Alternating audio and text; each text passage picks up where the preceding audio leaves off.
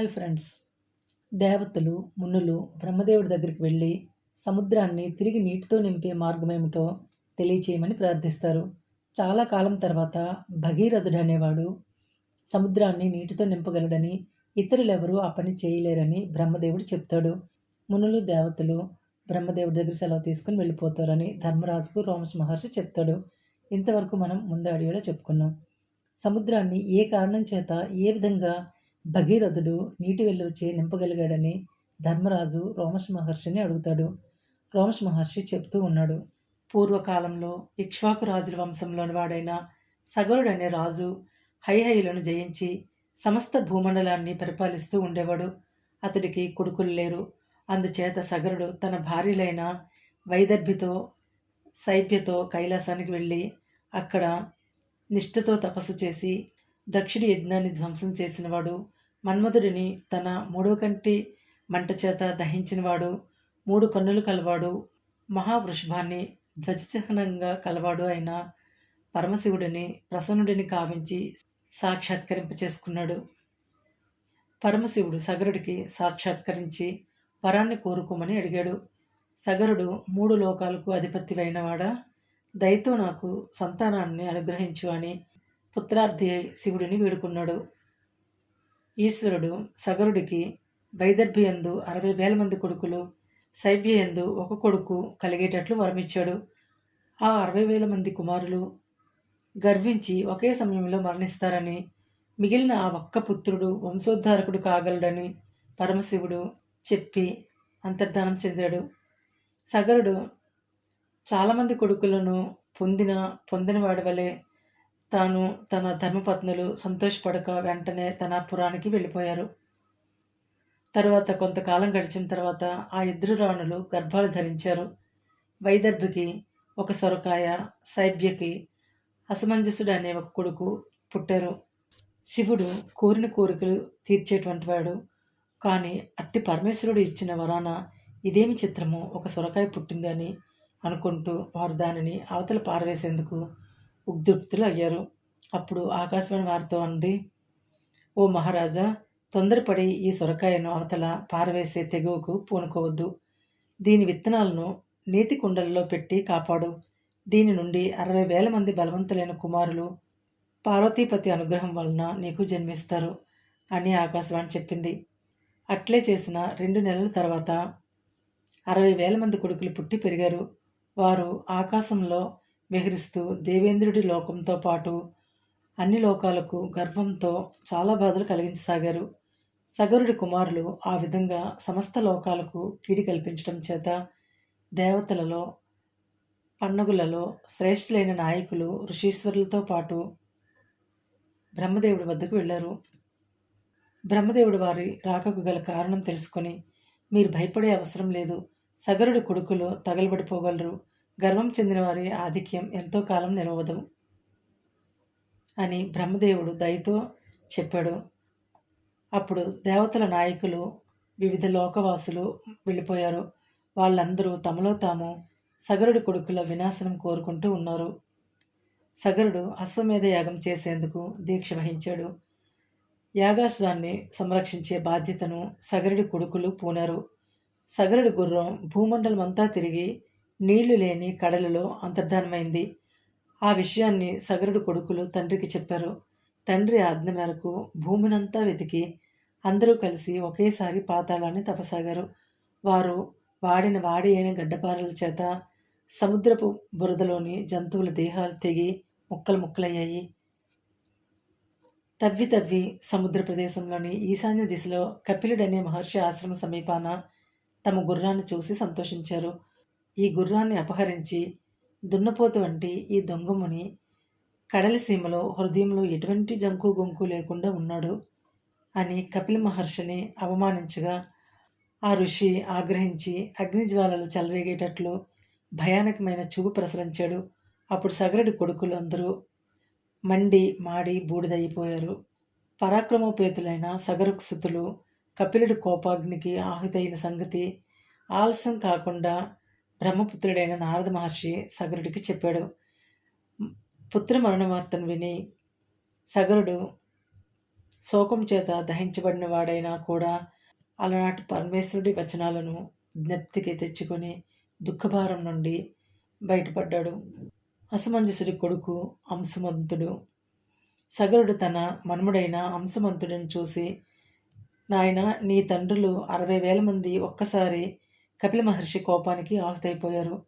నీ తండ్రి అసమంజసుడు పౌరబాలకులను సంహరించి కఠోర హృదయుడై నదిలో విసిరివేస్తూ ఉండేవాడు. అందువలన పౌరుల ఆక్రోశాన్ని విని జాలిపడి నీ తండ్రిని విడిచిపెట్టాను. నా కొడుకులు మరణించినందుకు నేను అంతగా దుఃఖించను, కానీ నేను పూనికతో ఆరంభించిన అశ్వమేధ యాగం పూర్తి కాలేదని బాధపడుతున్నాను. ఇప్పుడు నువ్వు నా దుఃఖాన్ని తొలగించేందుకు వెంటనే పూనుకో అని తాతగారు చెప్పగా అంశుమంతుడు వెంటనే బయలుదేరి సగరుడు కొడుకులు తవ్విన మార్గాన సముద్రాన్ని చేరి అక్కడ 1000 సూర్యుల కాంతితో ప్రకాశిస్తున్న కపిల మహర్షికి వందనం చేసి తన రాకకు గల ఉద్దేశాన్ని చెప్పాడు.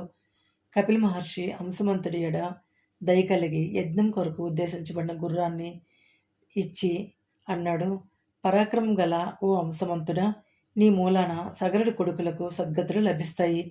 సగరుడికి సుత సంతానవంతులకు లభించే పుణ్యలోకాలు సంతోషంతో సమకూరుతాయి.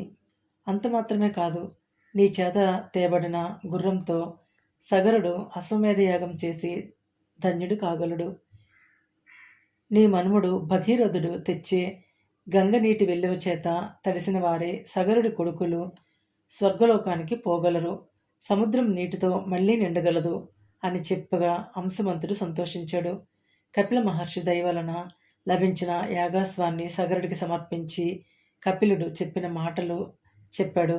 సగరుడు కూడా కొడుకుల మరణం చేత ఏర్పడిన దుఃఖాన్ని మరచి అశ్వమేధయాగం చేసి సముద్రుడిని తన పుత్రుడిగా స్వీకరించాడు. నాటి నుండి సముద్రము సాగరం అని పిలువబడసాగింది.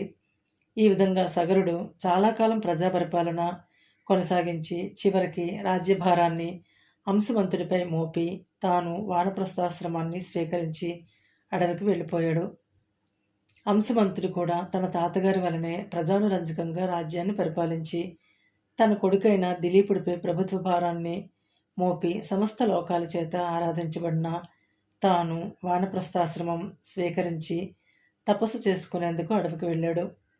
దిలీప మహారాజు తన తాతగారైన సగరుడి కొడుకులు అధమలోకాలకు పోకుండా గంగను భూలోకానికి అవతరింపచేయటానికే కృషి చేశాడు. కానీ అతడి శక్తి అందుకు చాలలేదు. ఆ దిలీప మహారాజు భగీరథుడు అనే కుమారుడిని పొందాడు. భగీరథుడు గొప్ప యశస్సును ఆర్జించినవాడు.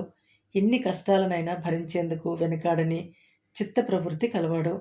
రథంపై అధివసించి పరాక్రమంతో వేల కొలది వీరులను ఎదిరించగలిగిన మహావీరుడు. ఎందరో రాజులను సామంతులుగా చేసి రాజ్యం చేసిన చక్రవర్తి. అపజయ మెరుగని తేజస్వి. తన వంశాన్ని దుర్గతి నుండి కాపాడగల సమర్థుడు. సకల రాజులను జయించినవాడు. గర్వంతో విజృంభించే శత్రువులను నిర్జించేవాడు. దేవనది అయిన గంగను భూమిపైకి తీసుకుని రాగల సామర్థ్యంతో కూడిన తపోమహిమ కలవాడు. ఉత్తముడు. ఆ భగీరథుడిని సువిశాల రాజ్యభారాన్ని భరించేవాడినిగా చేసి దిలీపుడు తపస్సు చేసుకునేటందుకు వానప్రస్థాన్ని స్వీకరించి అడవికి వెళ్ళిపోయాడు. కపిల మహర్షి ఆగ్రహమనే అగ్నికి సగరుడు కొడుకులు ఆహుతయ్యి ఉత్తమ లోకాలకు పోలేకుండా ఉన్నట్లు తెలుసుకొని వారికి మేలు చేసేందుకు ఆలోచించి భూలోకానికి గంగను దింపటానికై మహావీరుడైన భగీరథుడు పూనుకున్నాడు. భగీరథుడు గంగానదిని భూమి నుండి దివికి దింపటానికి స్థిరమైన సంకల్పాన్ని ఏర్పరచుకున్నాడు. హిమాలయ పర్వతానికి వెళ్ళాడు. ఆ మంచుకొండ అనేక విధాలైన శైలద్రవ్యాలు గల ఎత్తైన శిఖరాలతో నీటి బరువుతో వంగిన మబ్బు దొంతరలతో ఆవరించడం చేత నల్లనైన మంచు ప్రదేశాలలో సిద్ధులు, సాధ్యులు, విద్యాధరులు, గంధర్వులు, గీర్వాండ్లు అనే తెగలకు చెందిన స్త్రీ పురుషుల జంటలు విహరించేటటువంటి రత్నమయాలైన గుహలతో చిలుకలు, కోకిలలు, పావురాలు, తెల్లలైన వాల్గంటి చూపులు గల లేళ్ళు, కొదమ నెమిళ్ళు, వాటికి ప్రీతిని కలిగించే వానకోకిలల గుంపులు చేసే ధ్వనులతో ప్రతిధ్వనించే చెట్ల వరుసలతో సింహాలు, శరభాలు, పెద్ద పులులు, ఏనుగులు, కొండముచ్చులు చేసే కోలాహల ధ్వనులతో అందంతో పాటు భయాన్ని రేకెత్తించేటటువంటిదిగా విలసిల్లుతూ ఉంది.